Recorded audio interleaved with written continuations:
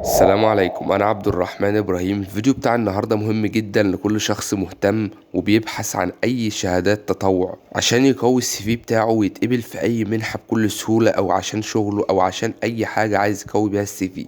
الجميل جدا في الفرصة اللي جايبها لكم النهاردة بتاعة التطوع إنك هتتطوع وإنت في البيت. يعني بعد ما بتختار اللجنة اللي إنت عايزها، هقول لحضراتكم على حوار اللجان اللي معانا النهاردة بعد دقيقة بالظبط. بعد ما بتختار اللجنة اللي انت عايزها براحتك اللي انت عايزه، بتعرف المطلوب منك، وبعد ما بتعرف هتعمل ايه بيبقى ليك الحرية في اختيار الوقت المناسب لك. يعني مثلا عايز تعمل التاسك اللي مطلوبة منك الصبح بالليل الفجر، بتعملها في الوقت اللي يناسبك انت. ما بيبقاش في وقت محدد ليك، انت اللي بتحدد الوقت بنفسك. فده الجميل في الموضوع، انك مش مرتبط بمواصلات ولا بوقت معين ولا كل الحوارات اللي بتضايقك دي. مثلا انت لو متطوع مع مؤسسة، ولا كل شوية هتنزل وتروح مواصلات والميعاد وتتأخر، لا انت هنا هتتطوع من البيت وبكل سهولة. وطبعا بتاخد شهادة بعد كل السكشن، وكمان جوائز كتيرة تثبت انك اتطوعت معاهم وتقوي السي في بتاعك عشان تتقبل او تقدم في الحاجة اللي انت عايز تقدم فيها. وطبعا اكتر ناس هتستفاد من الحوار ده اخواتنا بتوع المنح اللي بيدوروا على شهادة تثبت انهم متطوعين. ان شاء الله الفيديو ده هيساعدكم بكل سهولة. وطبعا كل ده زي ما قلت لحضراتكم بدون اي مجهود خالص. فدي الميز، وفي غيرها كتير جدا اللي هتكون متاحة ليكم لو انت اتطوعت مع فريق على الواتس. وهتبقى انت زي اللي نزل وتعب، لانك انت قاعد في البيت وده نزل وطلع عينه، بس انت خدت شهادة وهو خد شهادة. الفرق ما بينكم انك هنا قاعد في البيت وبتعمل في الوقت اللي يناسبك، مش ملزم بوقت. وطبعا من ضمن المزايا انك بتتطوع مع التيم، بيبقى متاح لكم كورسات كتيرة جدا بره بتبقى بفلوس كتيرة، ولكن بتاخدوها جوه التيم مجانا للمتطوعين بس. وغيرها كتير جدا جدا من المزايا هتعرفوها لما تتطوعوا مع اي كوميونتي. الكوميونتي اللي معانا النهاردة اسمه مبادرة سلام.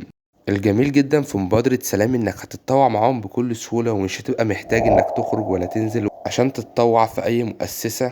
نصيحة مهمة جدا قبل ما اقول لحضراتكم عن حوار اللجان ده، لو انت اول مرة تسمع عن حوار العمل مع كوميونتي زي ده، بص هو الحوار مش عايز خبرة ولا اي حاجة غير انك تحاول تفهم هم عايزين ايه بس. بص هديلك مثال، انا متطوع اصلا مع الكوميونتي ده اللي هو مبادرة سلام، وفي كوميونتي كمان متطوع معاه اسمه سكيلز اريا. حاليا بالنسبة لمبادرة سلام انا متطوع في لجنة الكونتنت رايتر. وفي الاول انا ما كنتش فاهم اي حاجة خالص، وكنت متوتر ومتشتت انا مش ايه بقى الكونتنت رايتر وايه الحاجات دي كلها. فانا كل اللي عملته بكل بساطه، هم منزلين فورم تخش تملاها فيها اسمك ورقمك وكم معلومه عنك كده وسنك، وبيسالوك كام سؤال عشان يعرفوا عنك اكتر ويعرفوا انت عايز تخش في انهي لجنه معاهم. طبعا لينك الفورم اللي مبادره سلام عاملينه عشان تتطوع معاهم هسيبه لكم في اول تعليق وفي الوصف، وهو موجود داخل الكوميونتي نفسه. وهسيب لحضراتكم لينك الكوميونتي في الوصف مع الفورم بتاع التطوع. المهم بالنسبه للكونتنت رايتر، هو عباره عن ان الليدر او المشرف بتاع الكوميونتي بيبعت لي مثلا رساله.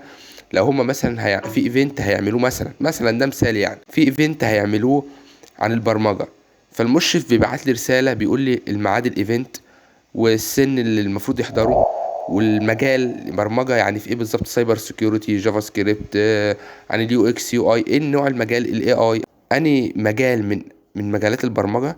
وبيبعت لي كام معلومه صغيرين بس.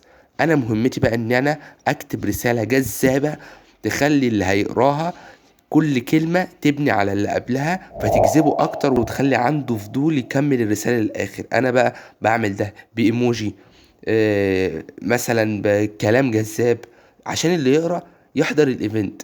فدي مهمة الكونتنت رايتر مثلا، وده مثال وببعته للمشرف ده. ده بالنسبة للكونتنت رايتر. وطبعا باقي اللجان كده. أول لجنة معانا في مبادرة سلام وهي عن الكونتنت رايتر، وشرحتها لحضراتكم واللي بيحصل فيها. وطبعا هسيب لحضراتكم لينكات الكوميونتي ولينك الفورم بتاع التطوع والمجاميع دي كلها في اول تعليق وفي الوصف. تاني مجموعة معانا وهي عن التسويق. وطبعا زي ما حضراتكم عارفين يعني انت مش محتاج تتعلم التسويق بقى وكورسات وحاجات من دي. الموضوع ببساطة انك بتقدم في الفورم اللي انت داخل فيها اللي قلت لحضراتكم عليها وهسيبها لكم في الوصف. ولما بيبعتولك وبيكلموك وبتتفقوا مع بعض، بيبعتولك اصلا هم كام مجموعة تماركت جواهم. هو الماركتينج ده ايه؟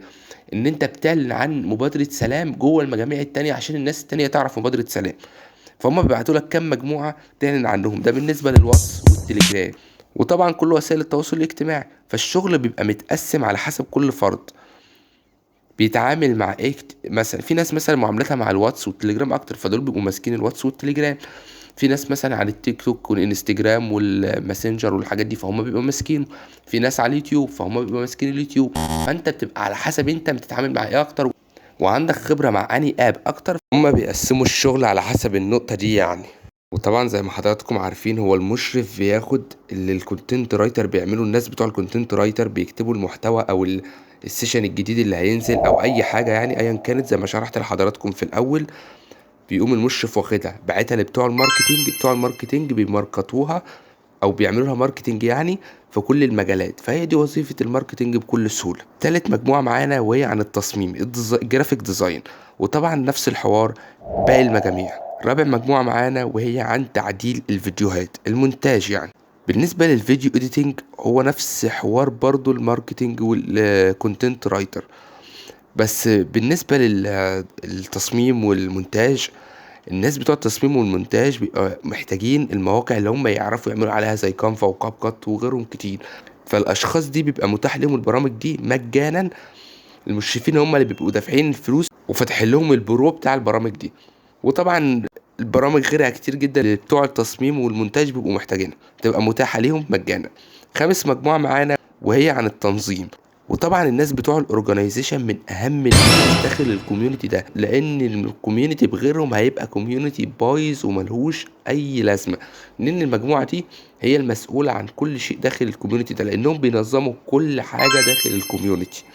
من غير الناس دي طبعا الكوميونتي هيبقى بايظ خالص، لانهم مسؤولين عن التنظيم للمجموعات، او طبعا بيتعاملوا مع وورد واكسل. وطبعا يعني كل كوميونتي على حسب هو بيتعامل مع ايه وهم متفقين على ايه. واخيرا وليس اخرا، اي حد من حضراتكم عنده اي استفسار يكتبوا لي في التعليقات، واكتبوا لي في التعليقات برضو عايزين الكوميونتي الجاي عن ايه وايه التخصص اللي حضراتكم عايزينه.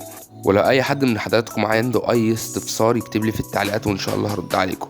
لو عجبكم الفيديو ما تنسوناش من اللايك وتشترك في القناة عشان يوصلك كل جديد. والسلام عليكم ورحمة الله وبركاته.